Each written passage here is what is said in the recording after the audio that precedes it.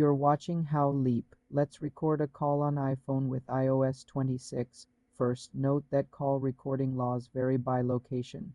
To record, you need a third-party app from the App Store, like the Pickle or Rev Call Recorder. Download and install the app. Open the app and follow its setup instructions, which often involve starting a conference call. During your phone call, open the recording app and merge the calls.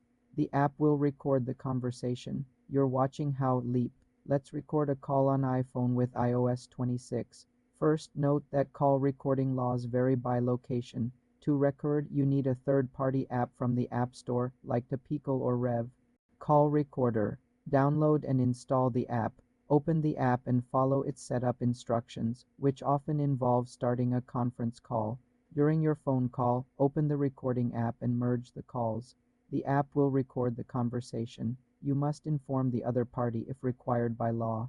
iOS does not have a built-in call recording feature due to privacy regulations. For more simple tech tutorials, subscribe to the channel.